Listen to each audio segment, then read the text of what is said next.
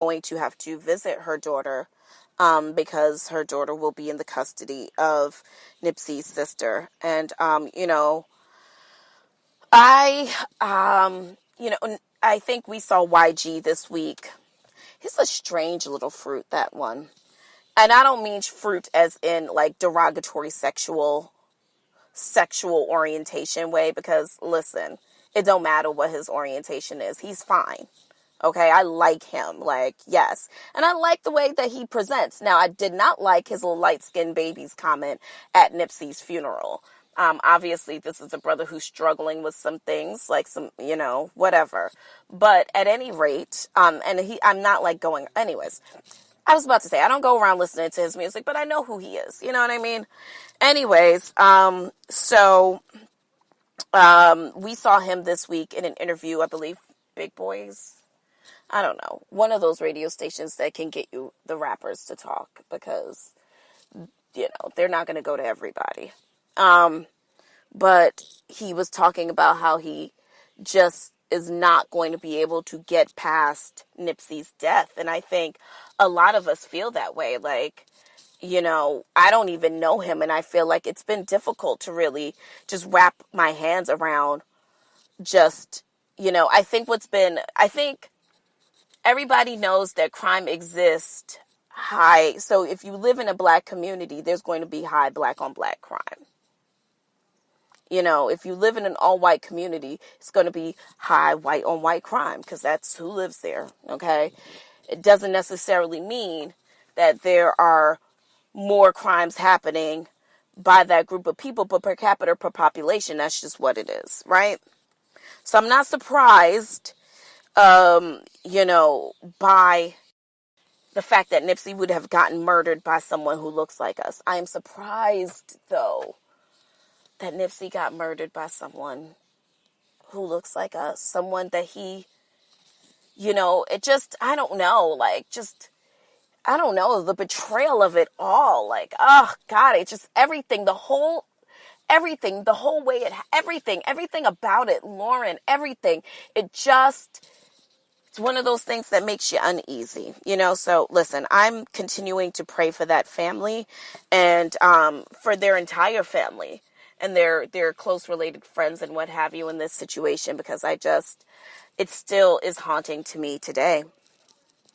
Let's see, what else happened this week, you guys? Pa-da-da-da-ba-da, skiddly-bump-bump, skiddly-boop-doo-doo-ba. Oh, okay. How many of you would like to go to heaven? Anybody? Anybody? Can I see your hand? I see you. Don't put your hand down back there. I see you. I see you up front. I see you. I see you. I see you. I see you. Okay. Who has $500? Because for the low cost of 500 doll hairs, you too can get your ticket to heaven. That's right. If you see Zimbabwe pastor Tito Watts and his wife, they have sold thousands of tickets to heaven. That's right. You heard me. Thousands of tickets to heaven for the low of $500. Now, you might be wondering, where did these tickets originate from? Well, the couple said, and this is a true story. This is a true fucking story. You can look it up. The couple says that Jesus gave them the tickets.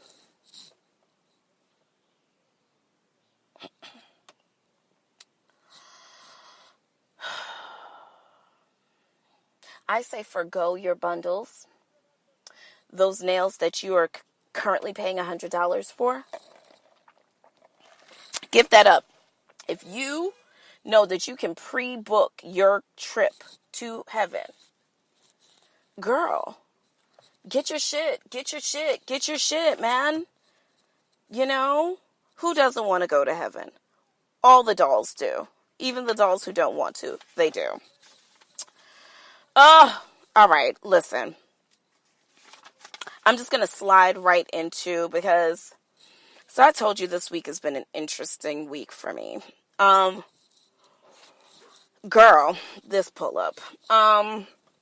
So first of all, I've talked to you guys about my ex.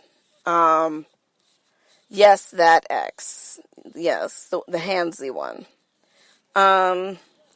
And You know, I have made it no secret that I think that there's always going to be residual feelings there. I don't think that I was willing for a long time to start to work on that whole process of, okay, you can still have feelings, because I think that, here's my thing.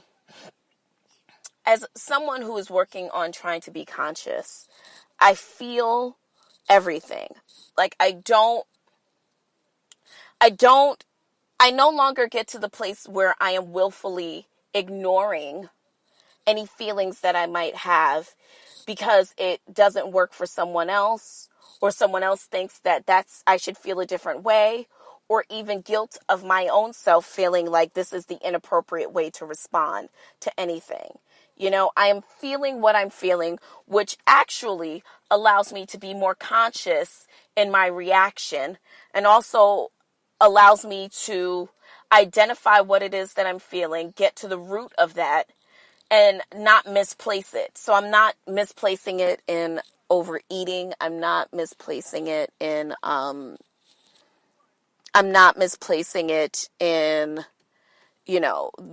quest to be loved. I'm not misplacing it in not wanting to be alone. I'm just feeling whatever it is I'm feeling and just trying to get to the bottom of it. And so,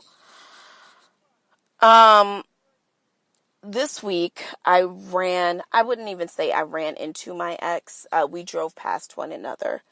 And I have to tell you that sometimes I feel like I manifest him. Like I'm thinking so deeply about him that I manifest his presence. And I had to be honest about that, because I think that if I wasn't so mentally engaged, and I think that that's something that works both ways. So yes, we never plan to see each other. It just always happens by happenstance that we are in the same place at the same time. At any rate, I saw him this week, and I felt like I don't know. I think in the process of still seeing him, I'm still walking with the ghost of the relationship, which this week led me to, really decide that I needed to dig deeper into what that was. What is it that why are you still holding on? And, someone mentioned to me that, like I still loved him. And I felt in that moment that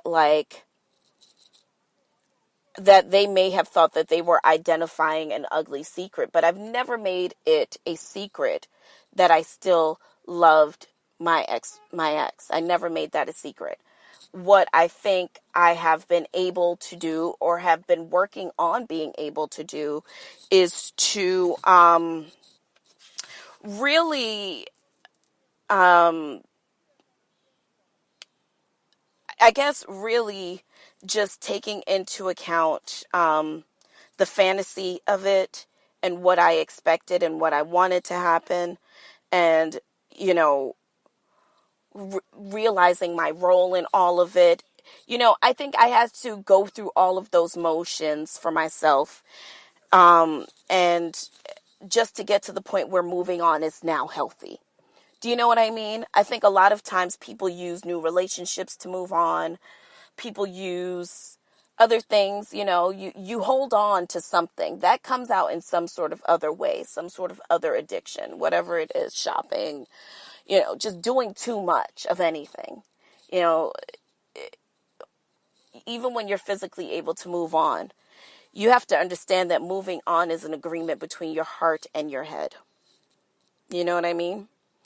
And so when those two things come into agreement, and you are able to identify some things, and I just, all week have been thinking about, okay, well, what are those things? Like, if you could tell anybody what those things are, what would they be?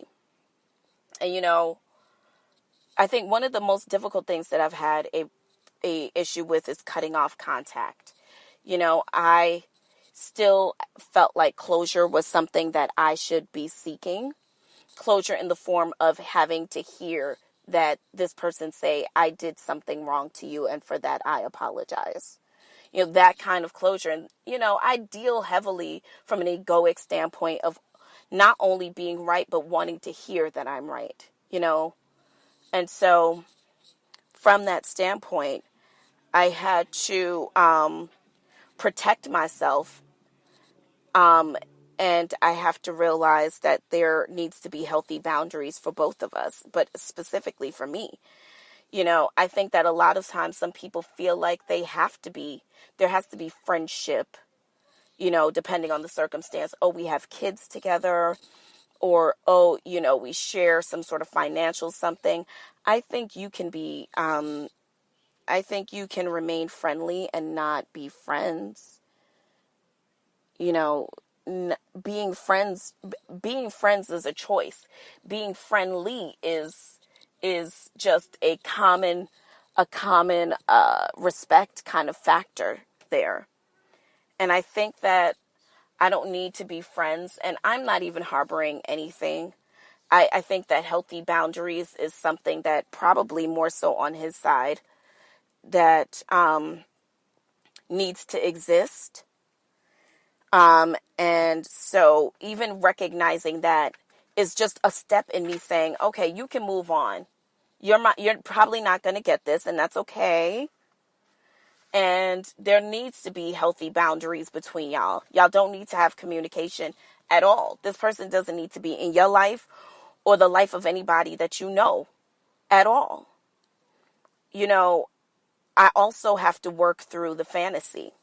And I realized that some of the pain that I feel or felt post a relationship is kind of what I wanted he and I to be, and not what we actually were.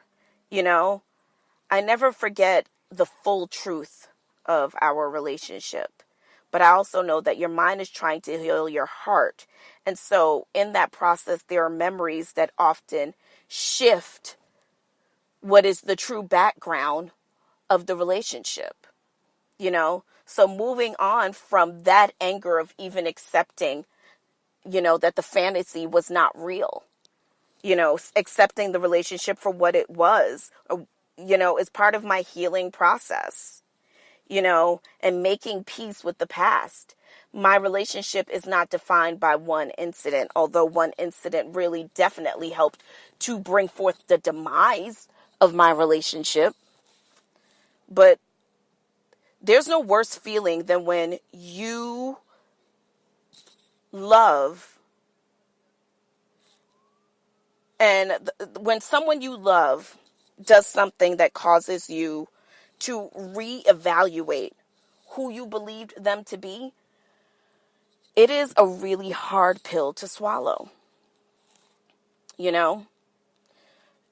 It is hard when you feel betrayed. Especially when the person who's betrayed you is not wanting to own it.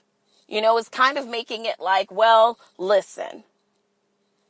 But I think that that's when you have to get outside your ego and understand that it's human nature to operate from a selfish place. And the impact of somebody's action on another is often a secondary consideration in most situations.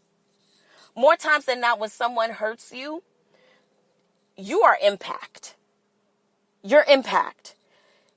Very rare is someone doing it with the caveat that, like, what they're actually looking to do is destroy you. That's rare. That's somebody who has an actual psychosis. They have a problem. More times than not, this is someone who is operating from a selfish place, not thinking about what that impact is going to do to you. And understanding that doesn't make the situation right. But seeing other people's perspective can help you understand how certain events unfolded and make it easy for you to let go of it being attached to your personal ego. At least in my case, that's what it was.